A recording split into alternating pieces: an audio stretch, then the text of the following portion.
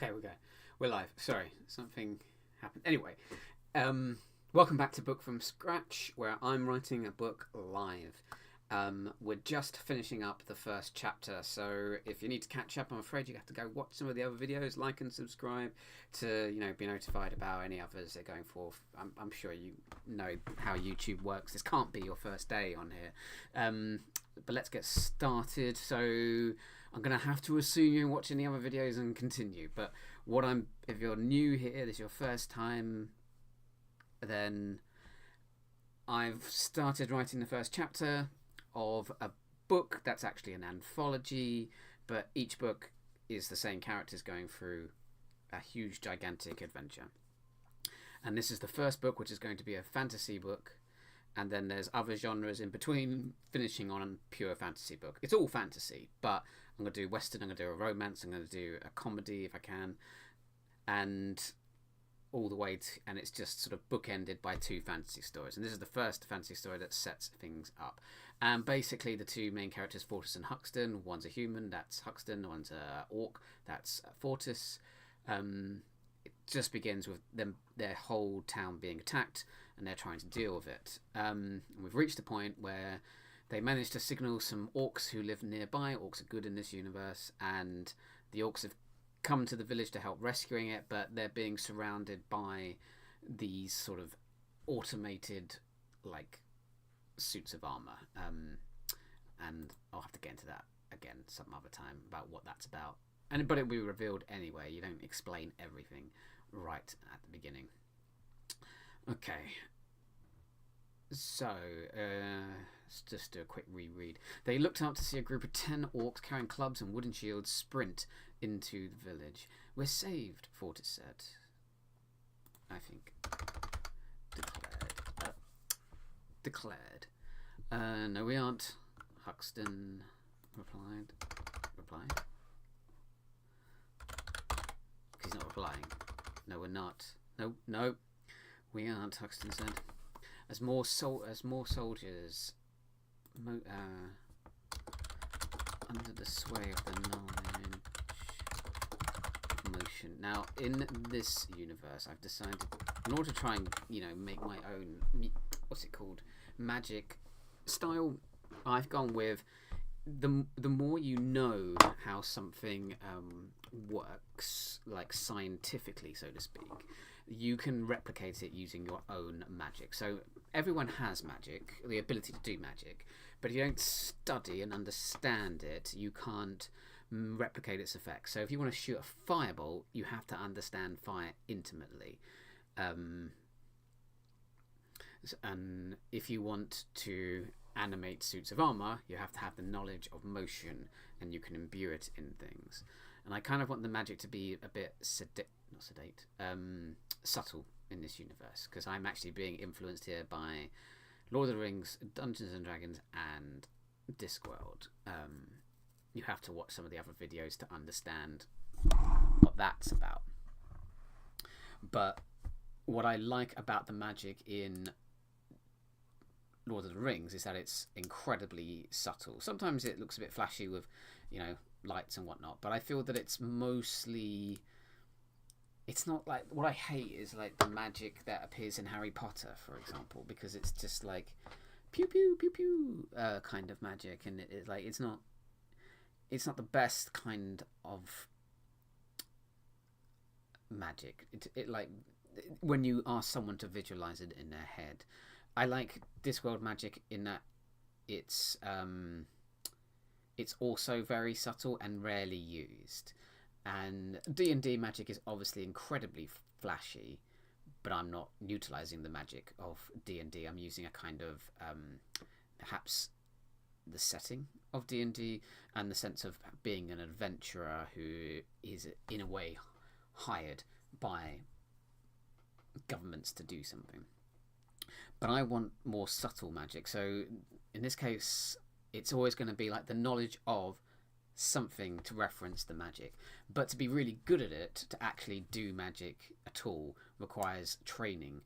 And I sort of used the way we think about sport as being the power behind it. But I did all this in the last video, so let's just keep moving.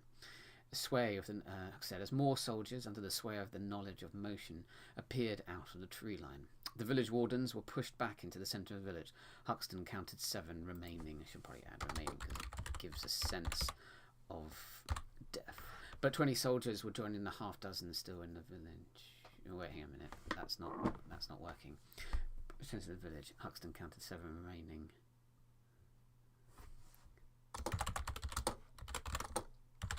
They were quickly joined by the orcs, forming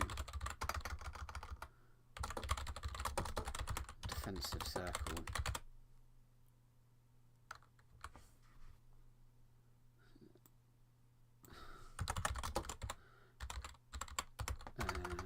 Wait, hang on a minute. Got a problem here. Got to identify 2 different groups. They were quickly joined by the orcs, forming a defensive circle. The 17 defenders, that's fine, were surrounded.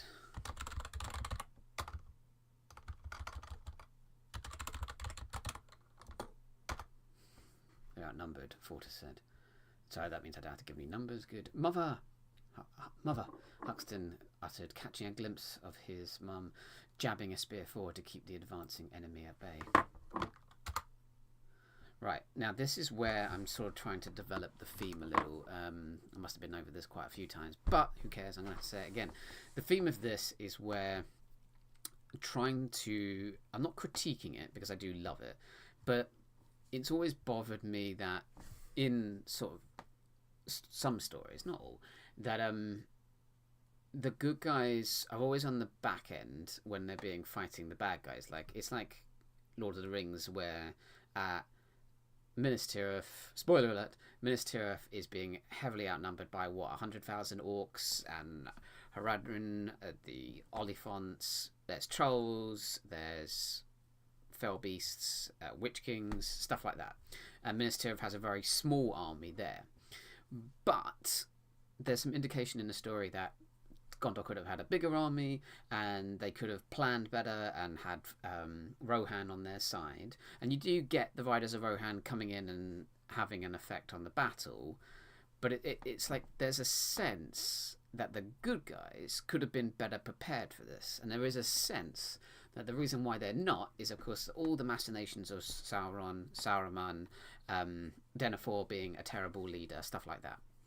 And I thought it kind of mirrors today's society where when like bad people get into power because of like little tricks that stop people from being involved in politics. They hobble using the law while being hypocrites about it. Like the opposing party, they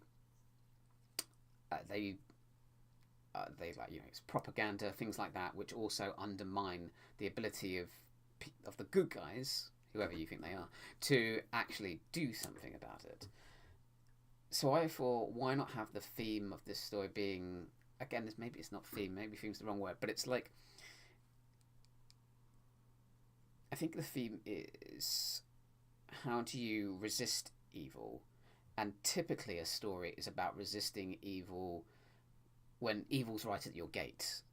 But I'm trying to write a story where, rather than wait for that moment, solve some problems right now so that the enemy can't possibly win in the future. This whole book is going to be about how this Sauron-like figure is returning, but Fortis and Huxton and their efforts are actually solving some problems on the way and hobbling them in the final battle. So, for example, they're going to bring about peace between 2 groups of people, which would have led to one of those groups allying with the Sauron-like character. Then there's going to be the terrible governance of the main kingdom, which will be resolved way before allowing the kingdom to build its army up properly and properly defend against the Sauron-like character, or Voldemort character, White Witch kind of character, whatever you want to put in there. So here, the situation is kind of, there's a traditional problem. The soldiers, the people who are the wardens, these orcs who are clearly, because they've got their clubs, they've got their shields, they're kitted out for battle. I probably should add some more detail there. They're surrounded, but these are the people you expect to be doing the fighting. It's their job. It's telegraphed as their job. But they're outnumbered. They're going to be defeated. That's what I've set up. And here's the thing. They don't have to be. Like, there's actually... I've set up that in this church where Chapel, where Fortis and Hoxton are, there's all the villagers. And I'm going to get these two to convince the villagers to run out there and also help. And that's a sort of reaction to the way we today expect some other group to fix stuff for us, even though we should be involved in that process as much as we possibly can, because it makes things better. Like, you can't sit back and not vote in an election that's incredibly important, thinking that, don't worry, everyone else is going to vote for the right person. It doesn't work like that. You actually got to be a part of the process to avoid the truly terrible person being in charge, whoever you think that might be. So what I'm going to do here, I'm reinforcing the theme of the book by doing it in a sort of micro capacity. So unlike other stories, I don't think there's a point where... Because what would really happen is that the wardens or the orcs would find the power within them and beat back the enemy, or Fortis and Huxton would find the power within themselves and advance and turn the tide. Or you could have like some reinforcements come absolutely out of nowhere. And I've kind of done that already with the orcs coming to be the reinforcements, but they're not succeeding. They're not going to be as helpful as they could. They're being heroic, undeniable, but they're not being as helpful. So to undercut that a little bit, I'm going to introduce this idea that actually the village is under attack. If we actually, all of us has got involved, this isn't going to be a massive problem that we think it is. If we just let these 7 people or these few wardens do something, we'll be okay. But actually, if we all get involved, and obviously I don't mean children, but if they all get involved and all help in some way, less people die, the bad guys get taken out even quicker. And that's going to be replicated a little bit more in the story, but it's also this idea that of solving the problem in a very obvious way that makes everything just so much easier. At least that's what I'm trying.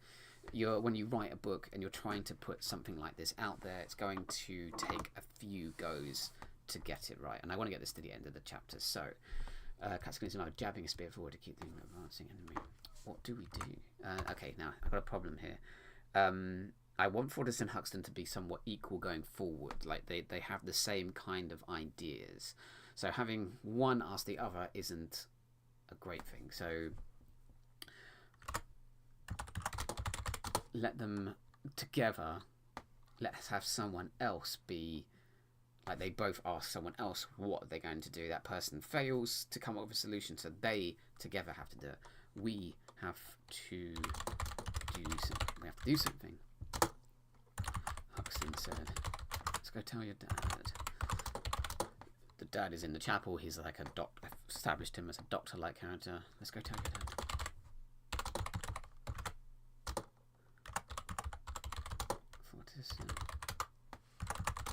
They rushed. So they're in like a tower of the chapel. They rushed down the tower, bursting out. Make sure I haven't repeated that. Bursting into the.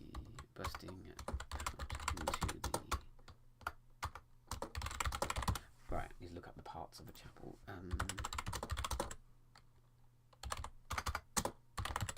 Chapel building. Let's see if that's the nave. Huh.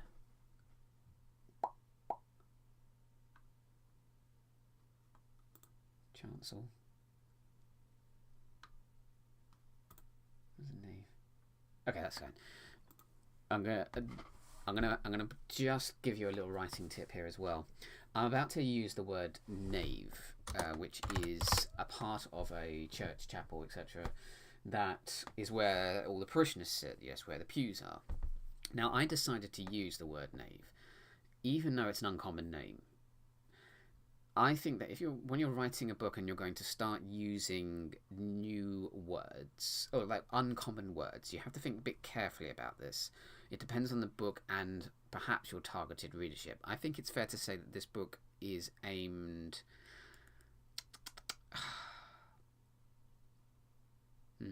Well, it's actually kind of aimed at quite a large age range. I want someone who's as young as 12 to read this book, and adults to read this book. So the way I'm going to write it is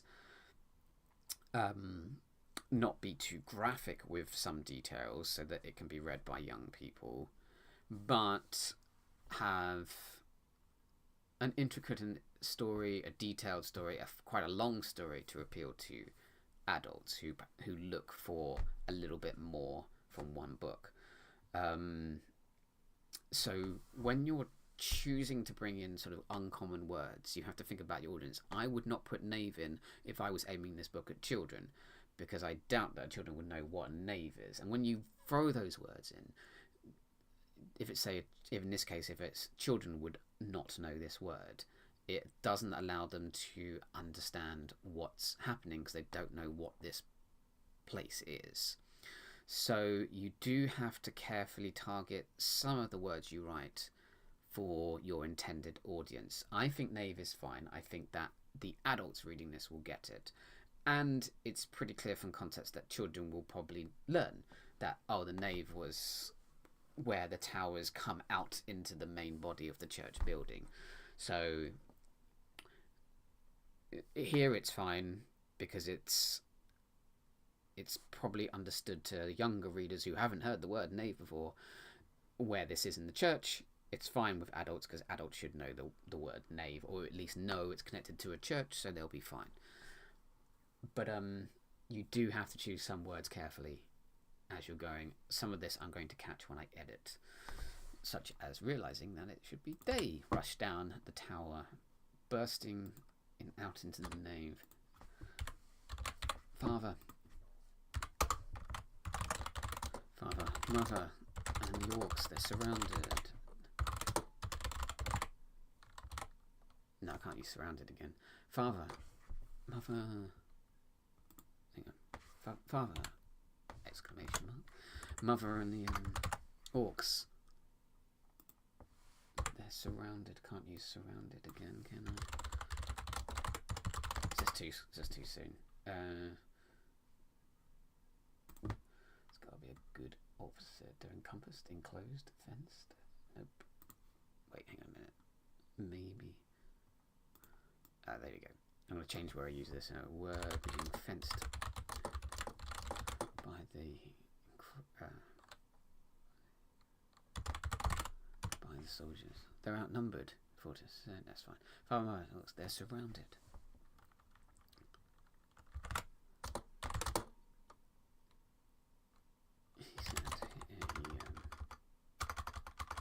Actually, I don't need to know. I know it's Fortis. I know it's Huxton, clearly, because he's previous in the chapter. We know that this is only Huxton's father, not Fortis's. Father, mother, and the orcs. They're surrounded. Huxton watched Dad stare at barred chapel doors. Chapel doors. With barely a thought. No, hang on. It took him. No, hang on. I want Huxton's dad to be quite bold and leader orientated. Oh, hang on a minute.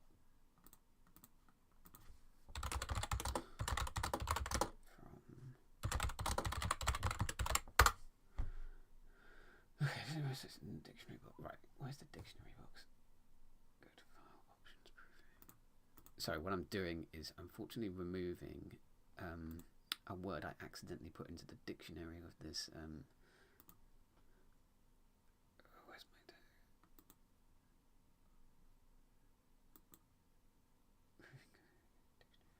custom dictionaries.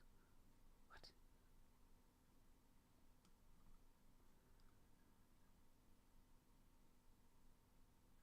What does this mean?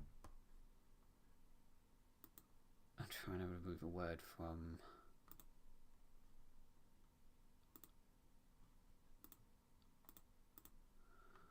Oh, for crying out loud.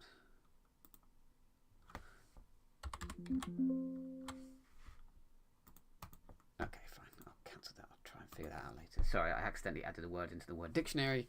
If I wasn't live, I'd cut this out, but never mind. Huxton watched his dad, not dead. Sorry, sometimes I type too fast. Huxton watched his dad stare at the barred chapel doors. He then took a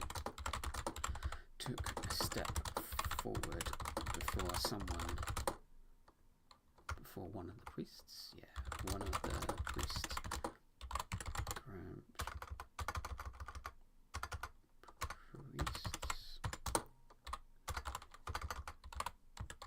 grabbed his shirt. Okay, oh great, now I've got to think of a name. You can't go out there. You can't go out there. Right, so now I need a name for his dad. Did Huxton mean anything, or did I just make that word up?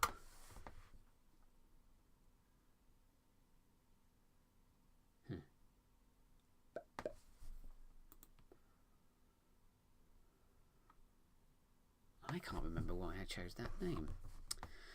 Now I have to double check why I gave Huxton that name.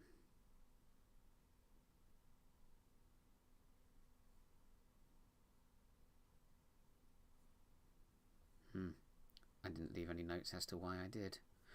I'll have to check the old video at some point. But it does mean farmstead, so maybe I should. Oh no, hang on. If his dad is a doctor of some kind, so doctor, old English. What was doctor in old English? Maybe it is lace. Actually, it's the.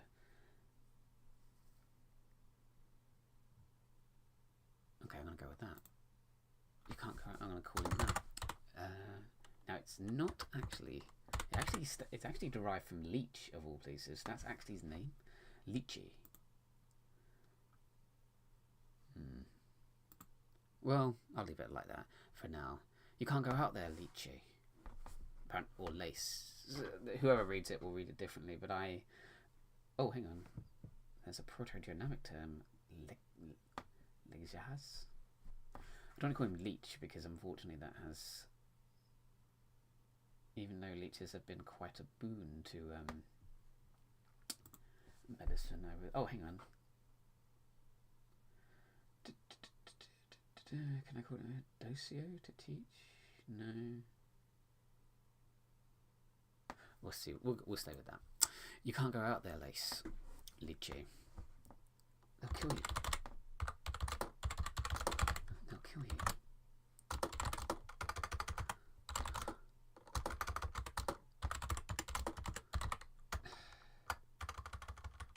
It's actually clear. I don't need to put that at all. In fact.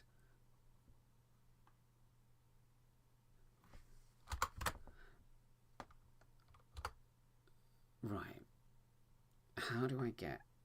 I need Fortis and Huxton to do it. They need to get the crowd moving. But it has to feel kind of natural at the same time and exciting for the reader. So, that, in other words, I'm going to have to put some tension in it. They'll kill you. Huxton watched the crowd murmur in agreement.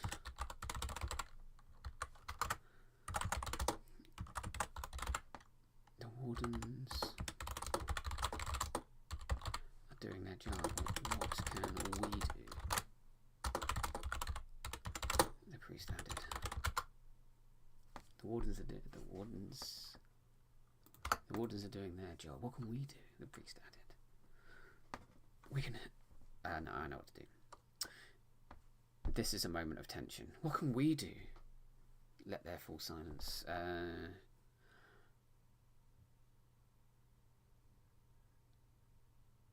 She's just saying silence fell is a bit cliche, so rather than saying there's silence, I have to show that there is. The only... Has everyone heeded the priest's... Has everyone heeded the priest's words? The only sound in the chapel... What do you call it when a candle... What sounds do candles make, I suppose?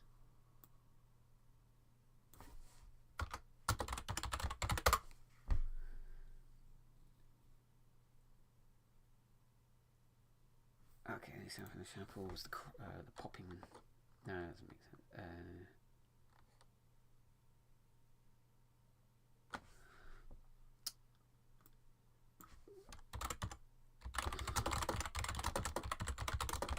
So what I'm looking for now is to get the candle quite proper. The spluttering, the sputting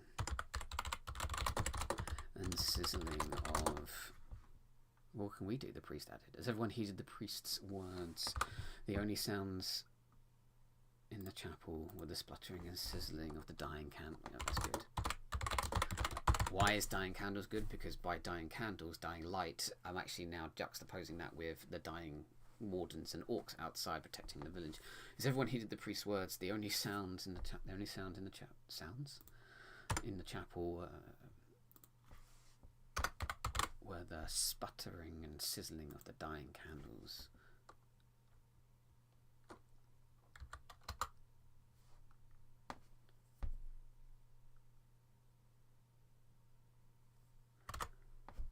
We can help. We can help. Fortis said softly.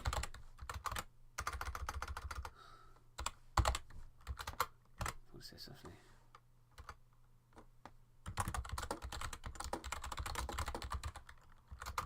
What? Could be an unnamed priest now. The priest knows. We can help.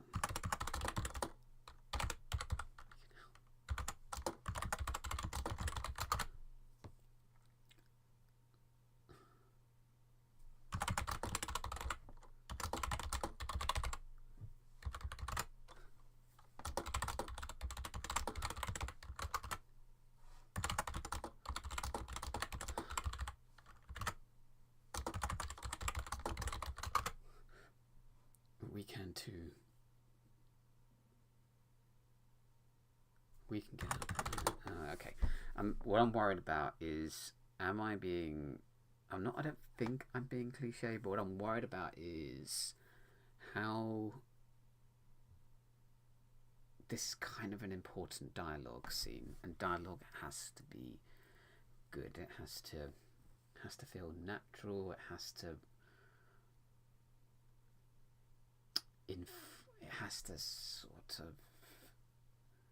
has to drive the plot forward.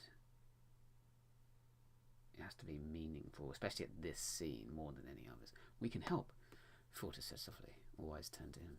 What? The priest asked. We can help, Fortis said. The wardens, they fight, the priest began. Yes, but we can too. What are we doing here? What are we doing here? Staying... No. Okay, I was going to say, like, cowering. Like, in other words, in some ways, this isn't about the villagers and the priest being cowardly. This is about... They do this naturally. They let the wardens fight, but this system isn't working. Instead, they do need to be involved. We don't have to be in here.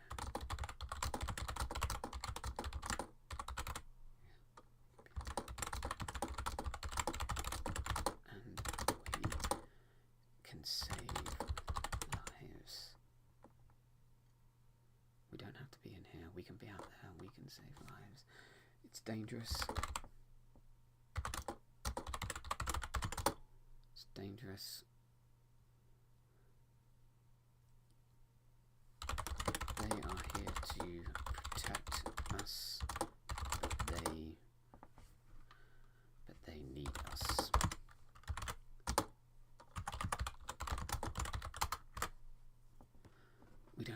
here, we can be out there, and we can save lives. It's dangerous. They are here to protect us, but they need... I'm going to have to clean this up a little bit later and make it better. We don't have to be in here. We can be out there, and we can save lives. It's dangerous. They are here to protect us, but now they need us.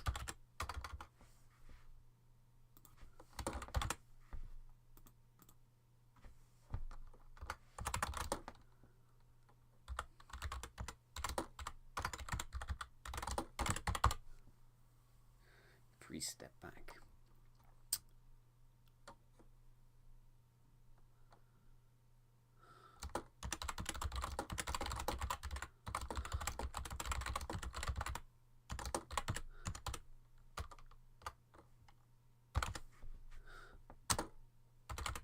Not meeting Fortis or Huxton's Gate, or Huxton's pleading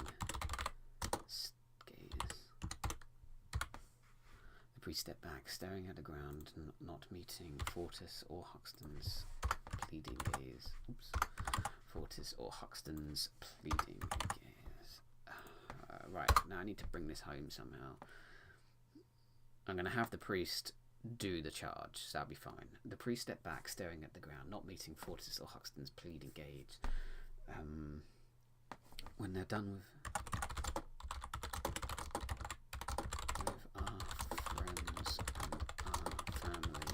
coming from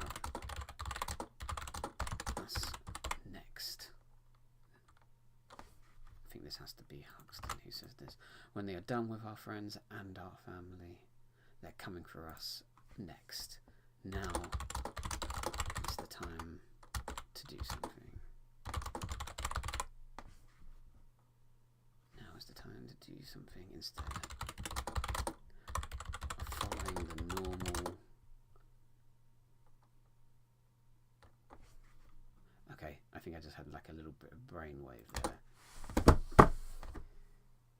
In some ways, it kind of is silly that you would get involved when the wardens and the orcs are there to help you and they're the warriors. But this is a unique situation because they're outnumbered. You put these kind of orcs and wardens in a place to defend against the normal thing that a town can deal with. But this is not normal times, so it is a moment to do more, to take a bigger step forward.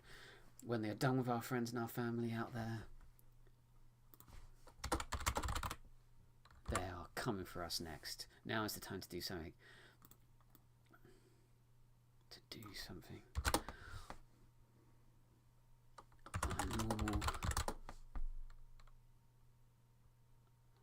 Our normal ways do not suit this unusual time. No. Our normal ways do not suit this extreme situation.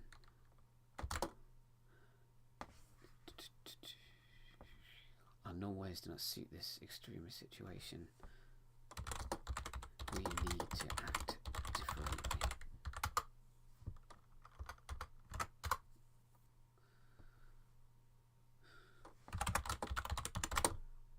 The priest's eyes went wide, as if Huxton's words had shocked him violently with electricity. No.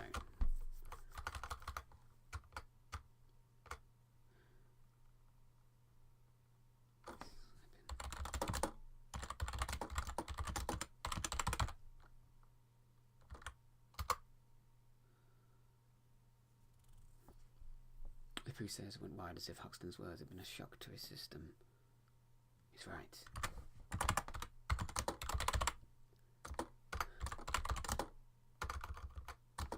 This is not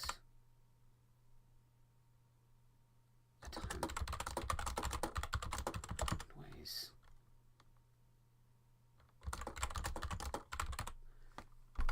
I'm using time too much. He's right, this is not a time for the old ways.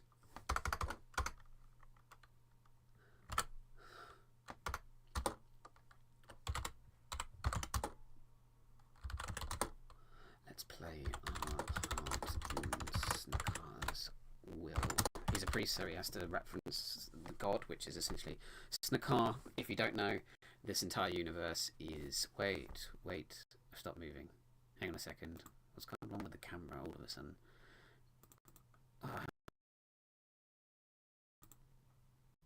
Deactivate, activate.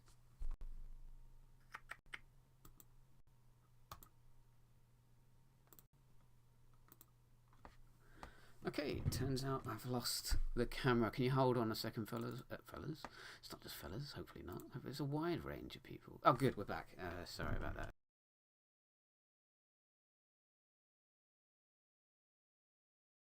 On and off. Oops. Sorry, everyone. You'll see my lovely face in a second.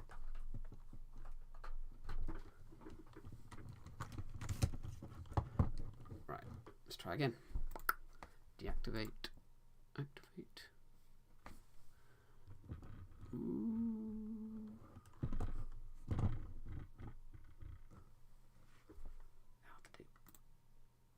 Okay, good, I'm back. Sorry about that, everyone. Right, anyway, so where was I? In case you don't know, Snakar is... Like, this entire world is on the back of a giant snail.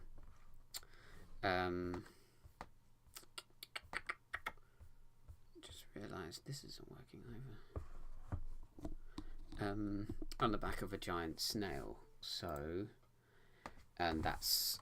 That becomes, like... the god, essentially. The snail is there on the back of it. They treat it as their god, and it kind of fulfills that purpose.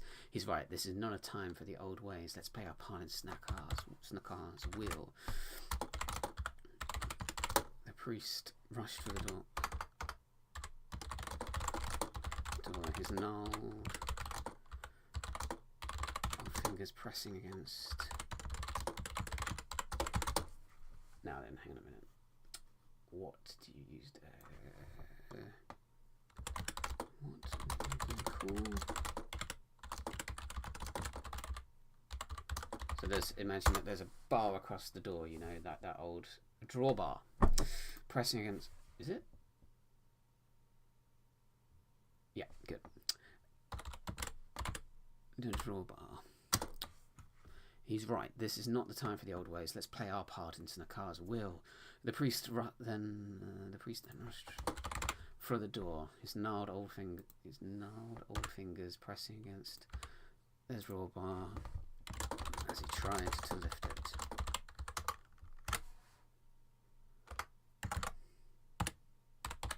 Lace joined him, and then a more.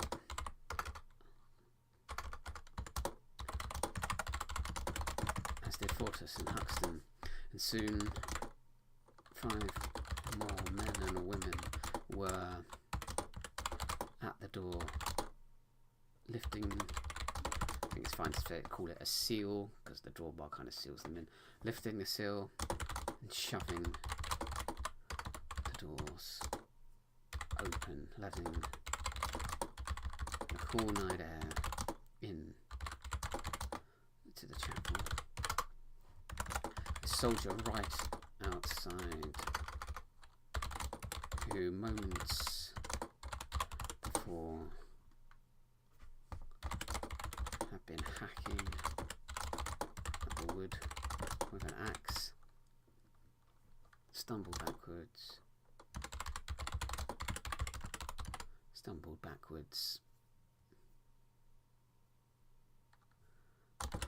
before it could right itself. A horde of villagers burst.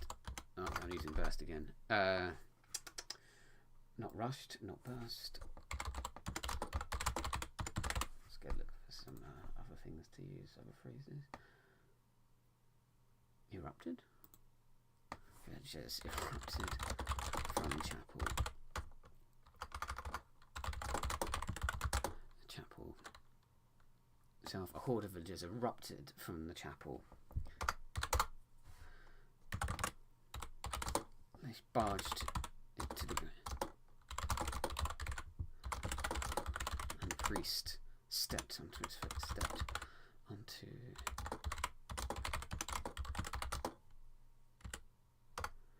as he charged down towards the centre.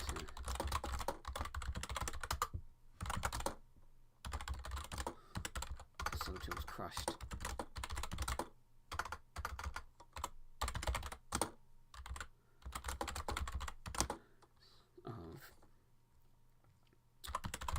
Farmers, butchers, carrier, I think? I'm pretty sure that's a job, isn't it? Farrier. Maybe I'm thinking of farrier. Just listing jobs to get the sort of sense that these are all ordinary people. No. What's the farrier do? The soldier was crushed under the boots of farmers, butchers,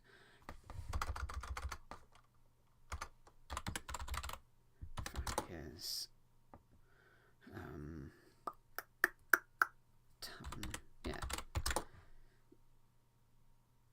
Tavern staff?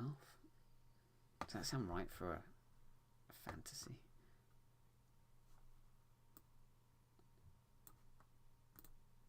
Tavern workers, husbands and wives.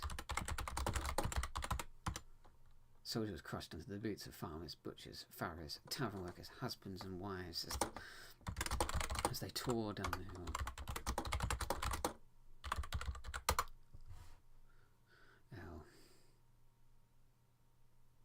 You can kind of imagine now that wonderful music from Lord of the Two Towers when the Rohirrim come down the hill. The soldier was crushed under the boots of farmers, butchers, farriers, tavern workers, husbands and wives as they tore down the hill.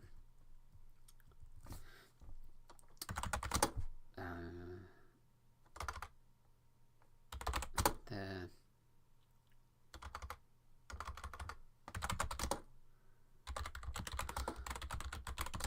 Paused in surprise as the very they swore to protect. I can't say charged. Can I say charged?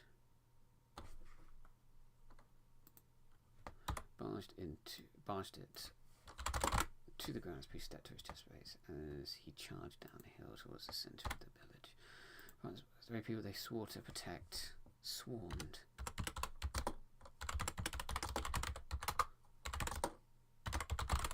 The soldiers moved to intercept, readying weapons to cut the villagers down. But what could they do? What could they do when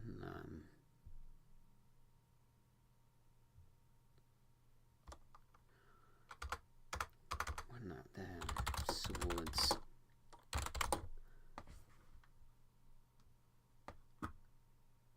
hang on a minute. I haven't given the villagers anything to fight with. I do.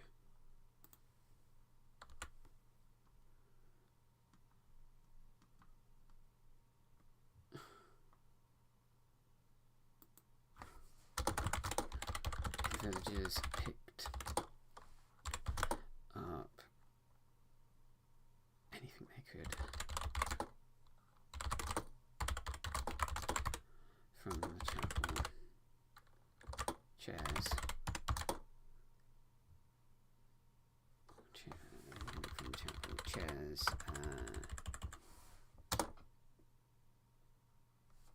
Oh my goodness. What do you find in a church? Buckets? Not pews. It's gotta be useful. Brooms. Brooms are fine. They could find from the chapel. Chairs. I know what I'm supposed to be putting in a dash. Chairs. Brooms. Candle up. Is it what holds candles? I know you're about to say candle holders, Mark, but I want a better name. It's just candle holder. Candlesticks will do.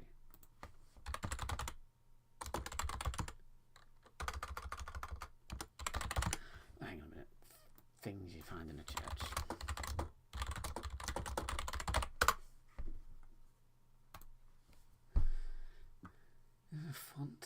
pulpit. Oh, wait a minute. An altar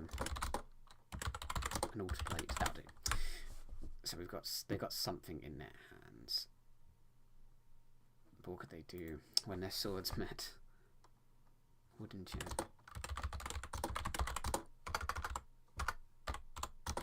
And lodged in the wood. Then had their arms grabbed and torn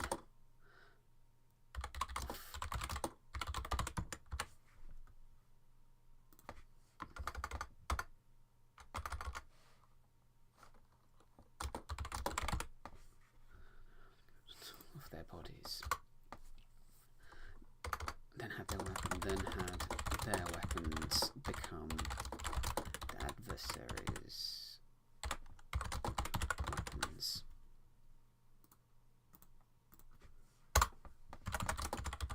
The soldiers may not have trained warriors.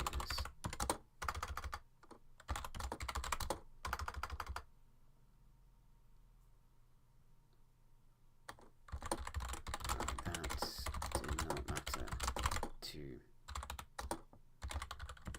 those who had numbers.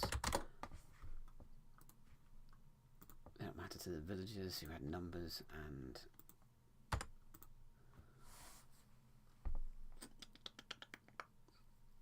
the soldiers may not have been fighting trained warriors. However, that did not matter to the villagers who had numbers and drive. Well, drive's wrong. However, that did not matter to the villagers who had numbers and what the hell do I call that word? Not been fighting trained warriors. However, that did not matter to the villagers who had numbers and drive. I'm gonna have to put drive for now and change that later. New comment.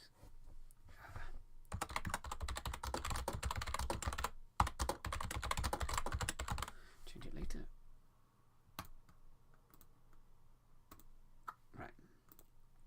Didn't know how to do it. The orcs warden snapped out of their shock and dived into the fray. Suddenly, the soldiers were no longer fighting.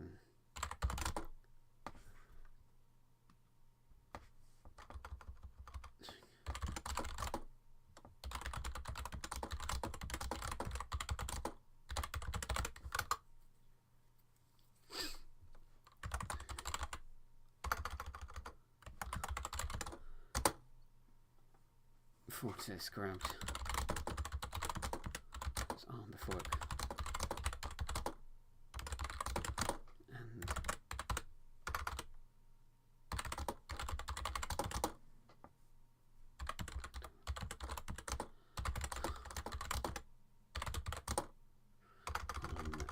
its helm, driving it into the chest plate.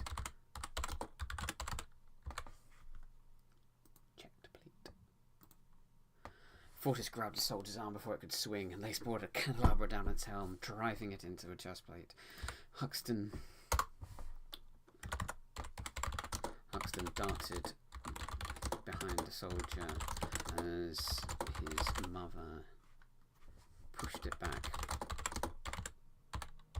tripped over him. Before the soldier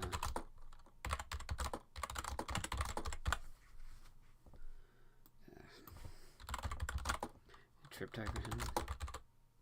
Before the soldier could get back up, it was mobbed.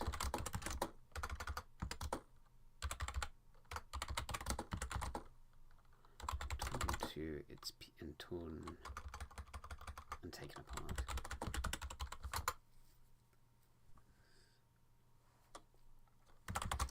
The man not desperate. The unexpected.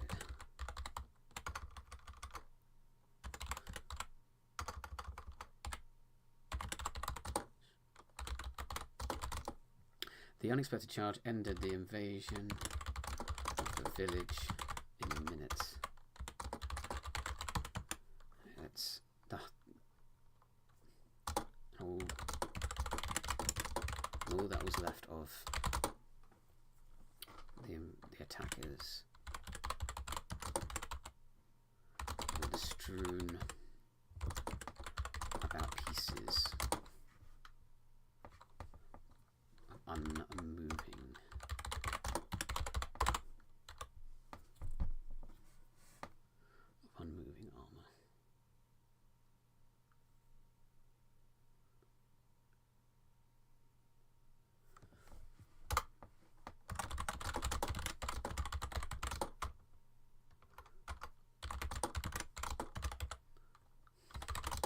When the last soldier was dismantled, the village cheered. No one else had died.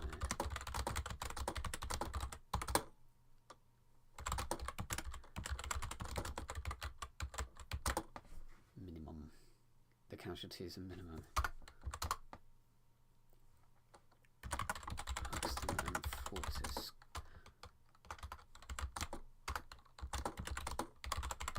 collapsed together.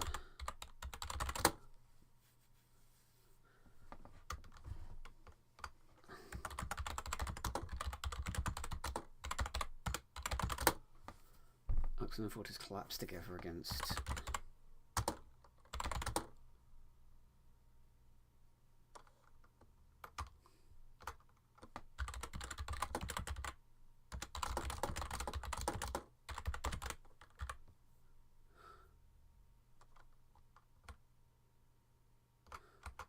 sitting.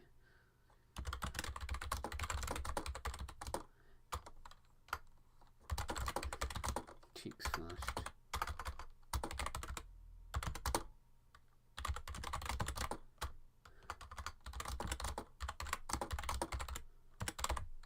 Cheeks flushed and out of breath. Next voice collapsed together, splashing into the mud.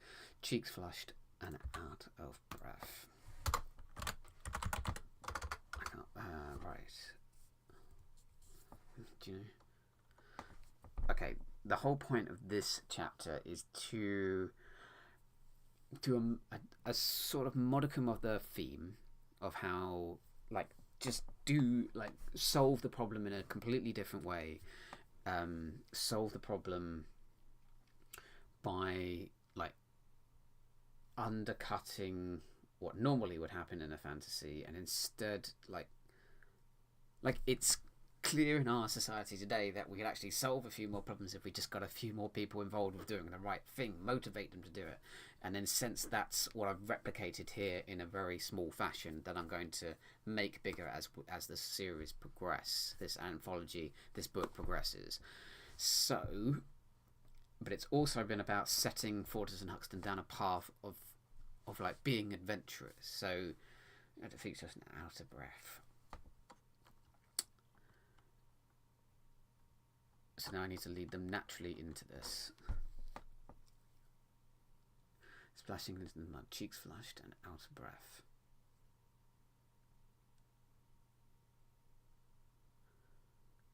And they can't really be shocked at what they did, because they did it, and they did it willingly. How is this going to work? They sit down in the mud and they're looking over what they did do it, though, but they can't really brag. I don't want them bragging about it even to themselves. I can't have them say, I can't believe that worked, because that wasn't the point of what they were doing. They wanted it to work. They believed in it. Let's see. Hoxton and Fortis collapsed together, splashing into the mud, cheeks flushed and out of breath. We all did it. We did it. The whole village came together and did it. And stopped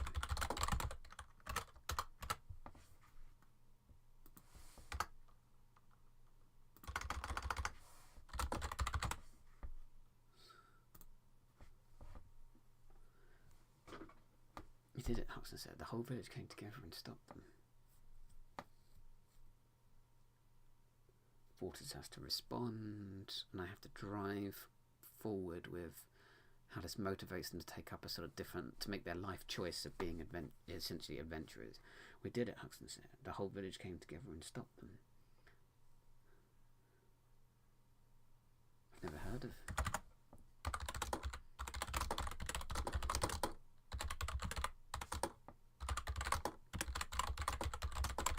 Yes.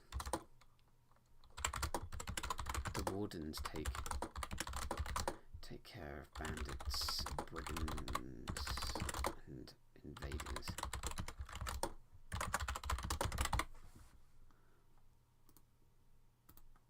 Who's commenting?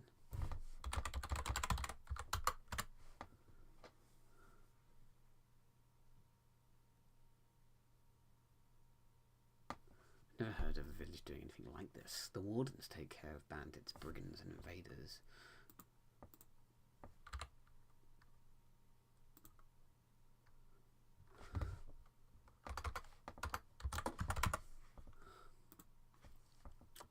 This is how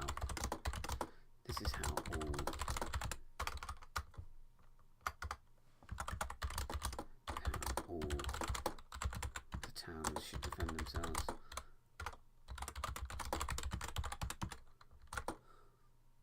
Show these kinds of villains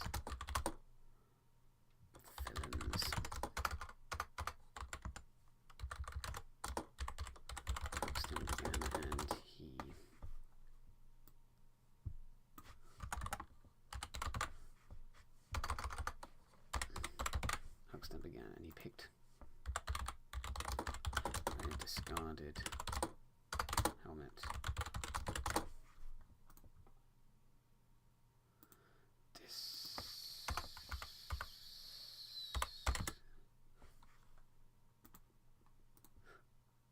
I'm pretty sure that's discarded.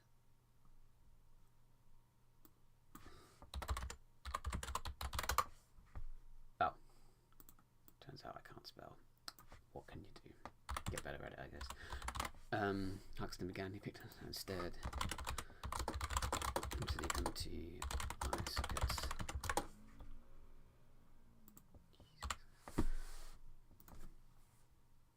This is how all the towns should defend themselves. Show these kind of villains, Huxton began.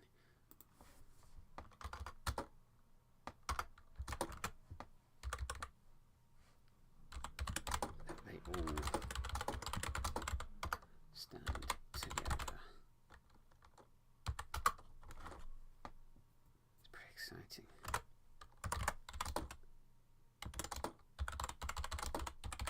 Pretty exciting.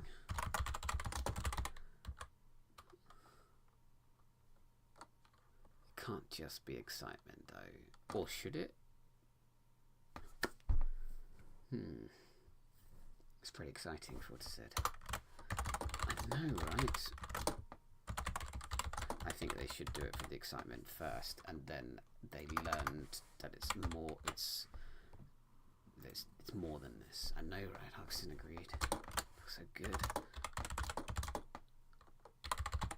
So good. We sold. No. Solved feels too clinical a word. It needs to be a bit brighter. I know, right? Huxton agreed. It feels so good. I can't believe I never would do anything like that in my whole life.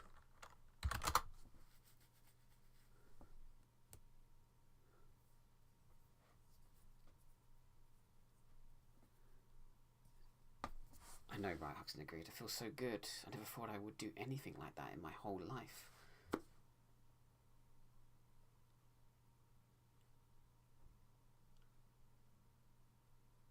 Feel like I'm entering some sort of cliche territory here, which could be considered bad. I know, right? Huxton agreed. I feel so good. I never thought I'd do anything like that in my whole life.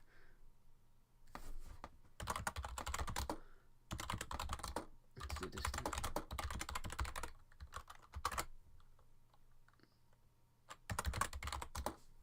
Maybe We should do this again. Maybe we should do this again. He said tentatively, as if he was dipping his toes into a lake.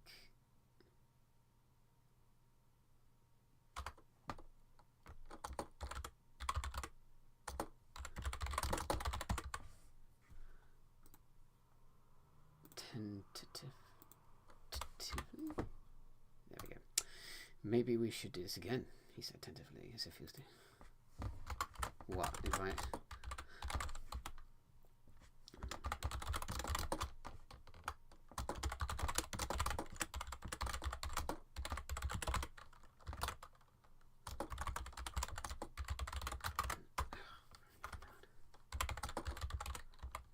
No, I mean, fight like this. Fight like the way we did.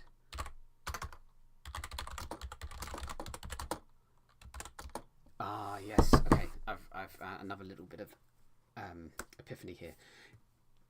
Essentially, the theme of one of the things about this theme is that when we get to near the end of the book, the big bad guy is going to have an army. They're going to fight, but the good guys will be prepared for them. The kingdom will have an army ready to fight them, rather than being hobbled by political backstabbing and propaganda or something from the evil guy.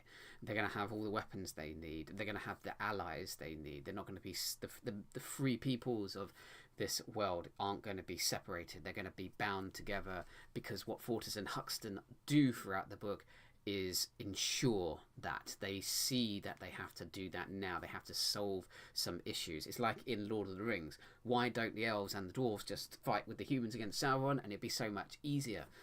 Well, no one previously has worked hard to bind the dwarves and the elves together, or counter the fact that Sauron was kind of helping the elves out the door, and the dwarves had just lost touch with the rest of civilization. But that's like, to solve that problem, then you've got a huge dwarven army, an elven army, and a human army ready to fight Sauron. Less people would have died at the Black Gates of Moria, Mordor. Sorry. So, but I think I need to lay the groundwork for Fortis and Huxton to do a little bit more learning before realizing this is what they need to do. Like, fight like the way we just did. Ending a threat. Bringing peace. And he hefted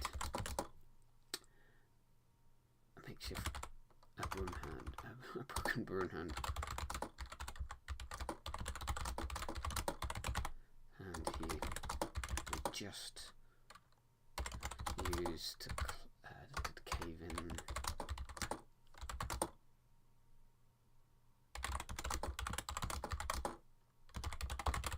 In his hand, he had just used.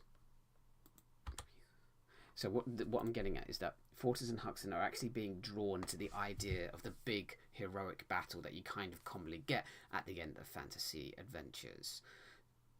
So they've done this, but they haven't. They instigated the solution, which is get a bigger number of people involved in something. That actually is kind of the right thing to do, because it solves the problem, saves more lives. Because what would have happened is the orcs and the wardens would have been killed. All those soldiers would have turned towards the chapel and killed everyone inside it. But by doing the smart thing of, we've got to get out there now and help the wardens and the orcs, less people died.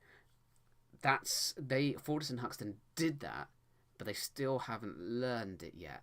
But later on, when they do, they will realise what really happened in their village. But they're focusing on how, perhaps wrongly, just defeating the big bad solves everything. And it's kind of like how, again, in Lord of the Rings, Sauron gets defeated quite a few times throughout his life. But they never really resolve the main problem, which is the One Ring, or the fact that he's actually this gigantic threat and we need to do more permanent damage to him. So I'm going to let Fortis and Huxton get caught up in the idea of, as long as you fight the battle and defeat it, the problem is solved. But it's not. And then that will feed into them realising, looking back on this episode here, and realising what really solved the problem, and they take that forward into the rest of the story. Which means I should just leave a note for myself saying that in a future book, you can't see this, I'm sorry, but in a future part of the book, they think back to this moment to learn the real lesson, and it needs to involve the same soldiers / enemy. So it needs to be about like a bit of a remake of this event. It had to be used as just, is it like that? Okay, never mind. You just used to cave in the chest plate of soldier. Okay. No, I mean fight the way we just did, ending a threat, bringing priest. The pair took a moment to look around.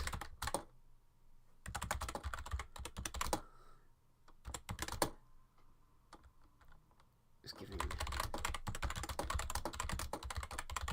for the victory.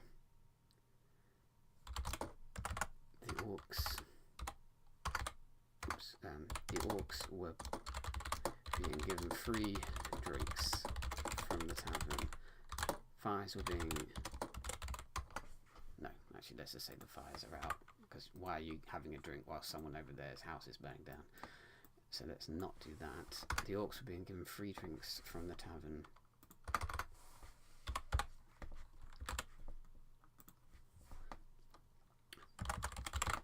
Huxton's mother and father were embracing.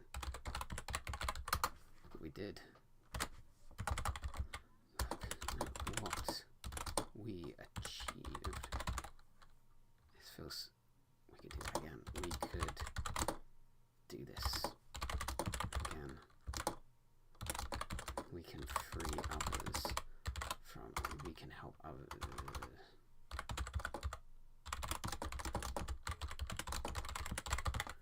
in a similar situation.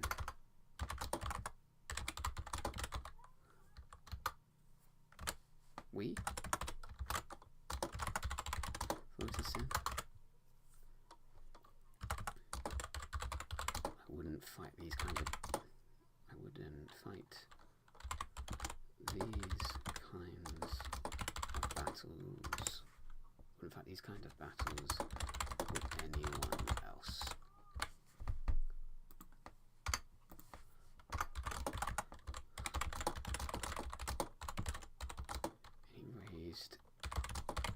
His hand.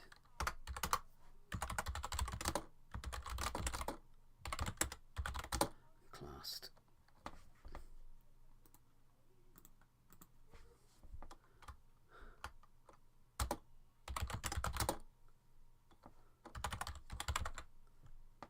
Clasped Huxton's.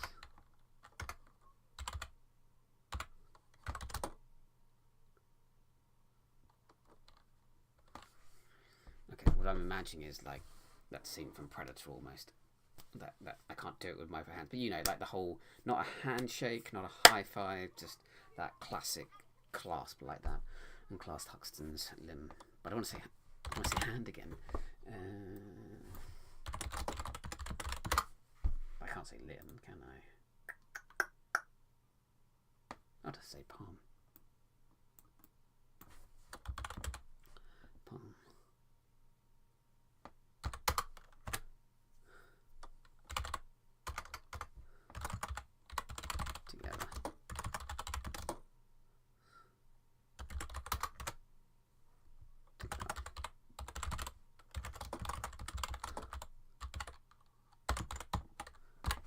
to leave it there. Also, oh, I've gone over my hour by 10 minutes. Right. What I'm going to do in the next video, I'm going to reread this chapter, and although I said I would do edits at the end, I do feel it's a little bit necessary to go through this and just double check something.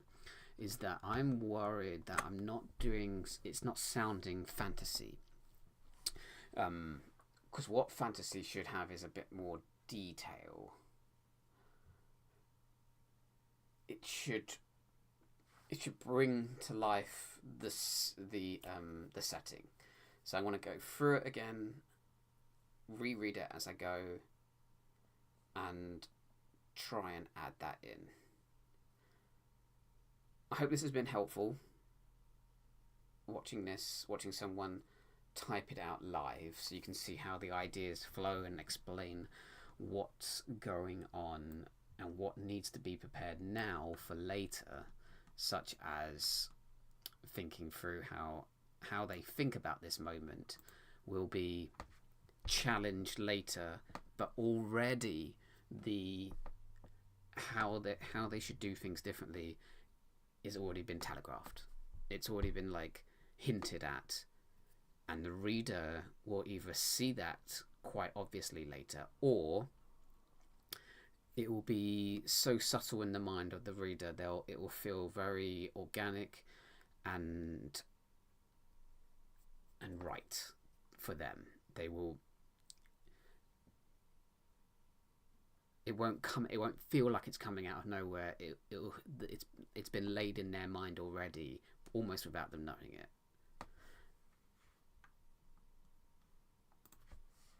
Okay, good. I'm going to have to stop there because I've gone on too long as usual. Anyway, thank you very much for watching. Put in the comments, like and subscribe to the channel, stuff like that, and have a good morning, afternoon, or evening wherever you are in the world. Thanks again. Goodbye.